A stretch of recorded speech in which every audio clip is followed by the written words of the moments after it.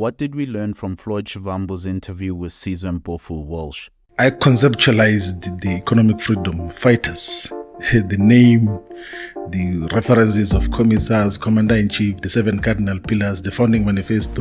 Majority of the leaders of the economic freedom fighters knew that I'm going to join Mkondo's as a party. Sometimes this so-called brotherhood, it's not brotherhood,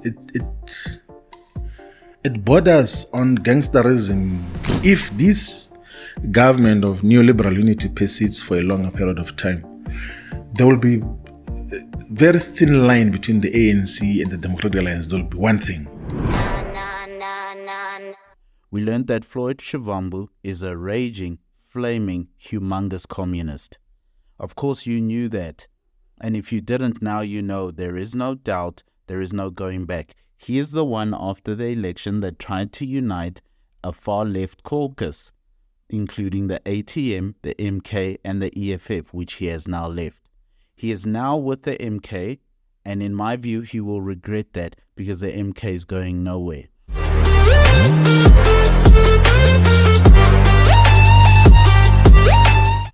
But that aside, that's not the biggest story to come out of that interview. That's not the biggest point to come out of that interview.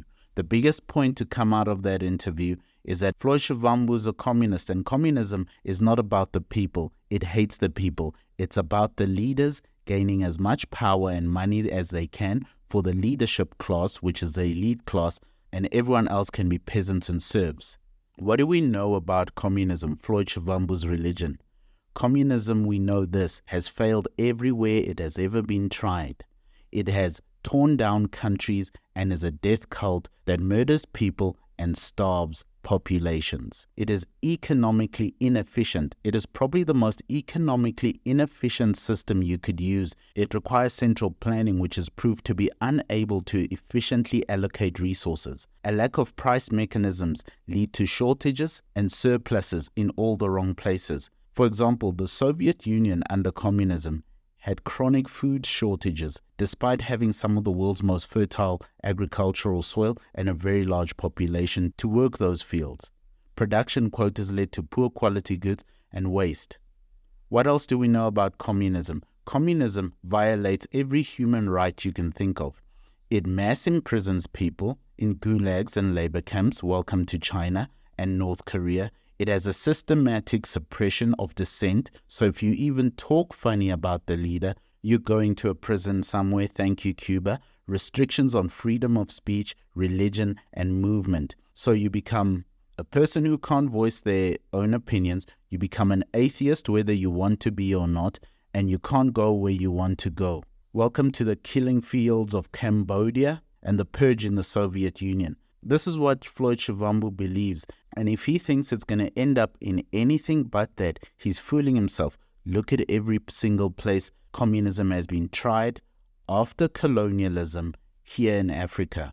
Where do those countries end up? You don't have to look far. After the colonialists left and after the Second World War, when communism came in, what did it do to those places? It turned them into holes in the ground. All you have to do is look a couple of hours up the road here at Zimbabwe. What do you think Robert Mugabe was, a capitalist? No, he was a godless communist.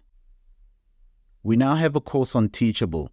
It's for boys between the ages of 10 and 18, about 12 men from the Bible, where we teach about manhood, masculinity, and becoming a man. Check it out. And Floyd Shivambu, that VBS thief, who stole money from VBS Bank, which was the bank of poor old black grandfathers and grandmothers, the same guy who's implicated in that scandal, look at him now pushing communism. Some people will say, you are betraying me. Where does that enter? And you don't even once suggest that I'm betraying the revolution. All this other stuff about the differences he had with Malema, how much he now loves Zuma after calling him a corrupt Neanderthal all these years. Now all of a sudden he loves the man. All of that stuff doesn't matter. What matters is at the crux of why he left the EFF, why he started the EFF, and why he's now at the MK, and why he formed that caucus after the election. Floyd Shivambu is a dyed-in-the-wool commie scumbag. It's not a secret that I conceptualized the economic freedom fighters, the name, the references of commissars, commander-in-chief, the 7 cardinal pillars, the founding manifesto, and all its key documents, including the documents which are constituting the Third National People's Assembly. Like, I see the core and main document is the document which in my resignation letter I said should guide the organization on organizational redesign. So it's one of those things that had to be done. He wants to implement this with all his heart, mind, and soul. He's looking for a vehicle that will implement the communism that he has in his heart. It is a religion. It takes hold of these people, and it is a filthy religion that fails at every turn. Communism caused agricultural disasters. China's great leap forward by that psychopath, Chairman Mao, from 1958 to 62, starved people and caused the largest famine in human history. That's communism for you. Soviet collectivization resulted in millions of deaths when they tried to collectivize farms. Destruction of productive farming classes, or the kulaks as they were called. Those people who were the most productive farmers were killed in Soviet states. This is what Floyd Shivambu wants to bring to this country. Yes, he started in the EFF trying to take over land, and that's exactly what they did, whether it's farmland or suburban land or your backyard. He wants to own the land. He wants to own every piece of ground in this country where you have no say in it. That's what communism does, because it doesn't work if your private property rights are respected. It stagnates innovation. You think Fat Floyd wants to innovate? He wants to steal money from grannies. He wants to steal money from old black people. Communism stagnates innovation. It lacks the market incentives that push technological advancement. So no one wants to make anything because there's no gain to it. It creates a brain drain where the smartest people leave the country and go and work and produce somewhere else where their talents are paid for, admired, and appreciated, where they're not basically slaves working for the government to do what the government wants them to do. They can create and innovate. It has a limited consumer goods base because you create what they tell you. You don't create what you think the market is ready for or what you would like to try in the market. You will create what Floyd says you must create. Floyd Shivambu and his religion are very dangerous for the country. Floyd Shivambu wants to turn South African citizens and their children into communists. He wants to lead over them and tell them what to do. He cloaks it in what they always cloak it, especially in Africa. It's about helping black people. No, it is not. This man stole money from black people at VBS. You think he will feel anything about putting this entire country under his thumb? Communism leads to economic collapse wherever it goes. It leads to chronic shortages of goods and services. It leads to black markets becoming necessary for basic needs. That's exactly what happened in Zimbabwe.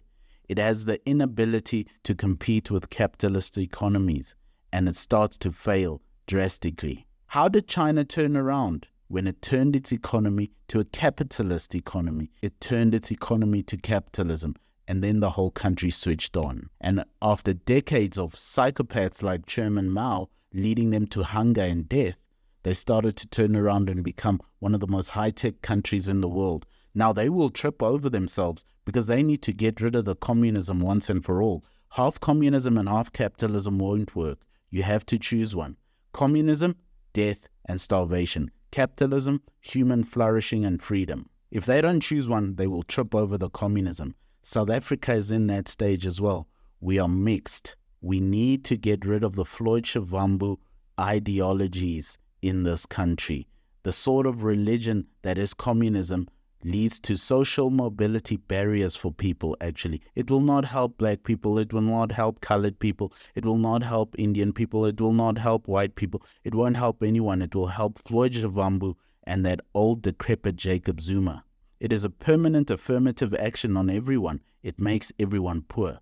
It is the creation of a new privileged political class where party membership becomes a prerequisite for advancement, where corruption and nepotism within the party structures is a way of life, and merit-based advancement suppressed by the political party is how things work. You have to get past the party first.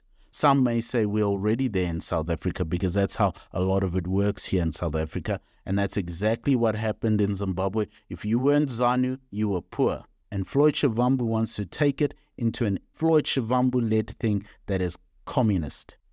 Become a member of this channel today on our Buy Me a Coffee page.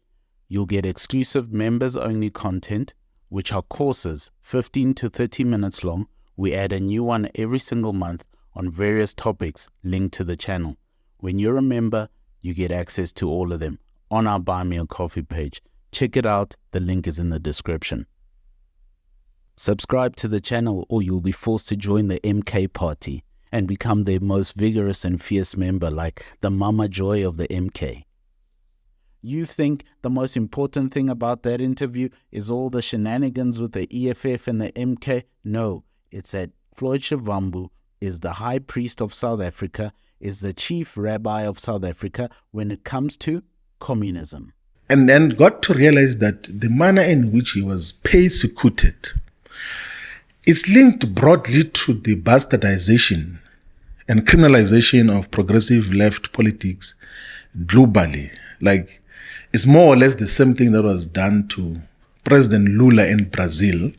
It's the manner in which they wanted to treat President Maduro in Venezuela, like almost everywhere, wherever there's a progressive voice that rises, the global West and imperialist forces seek to collaborate with the locals to try to undermine the legitimacy of such a leader. And you know what? Julius Malema wasn't communist enough for him, because Julius Malema plays a communist on television. He pretends to be a communist on the news.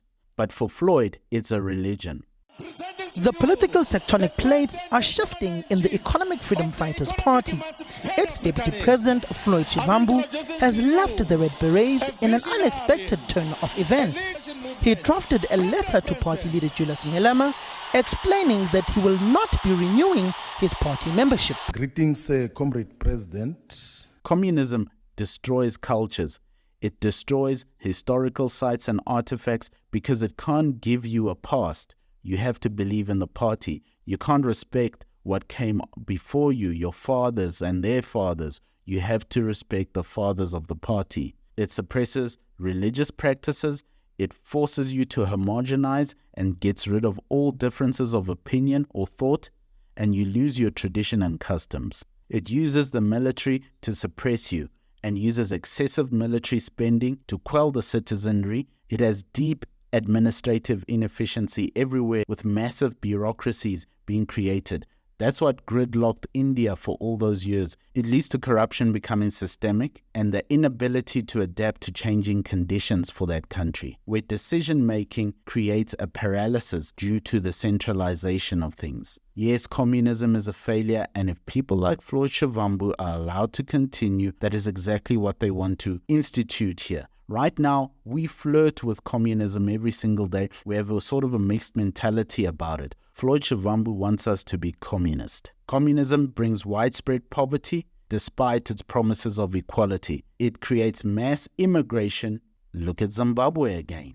It develops a parallel informal economies where even human organs can be traded. Look at China. And it leads to the ultimate collapse of the state, as it has every single place it has gone. From Cuba to North Korea to Argentina, anywhere in Africa, pick a country, point at it, you'll find it. This is Floyd Shivambu, a red in tooth and claw, the sangoma of communism here in South Africa. That is the thing you must watch when you watch Floyd Shivambu. The conclusion is very simple. South Africa needs a conservative party that will stand on conservative free market values that want the prosperity of all human beings in this country and the freedom thereof, and push people like Floyd and Jacob Zuma to the fringes, prosecuting them for their crimes, opposing them for their dumb ideologies, and staying religious. A saying, fear not that your life will come to an end,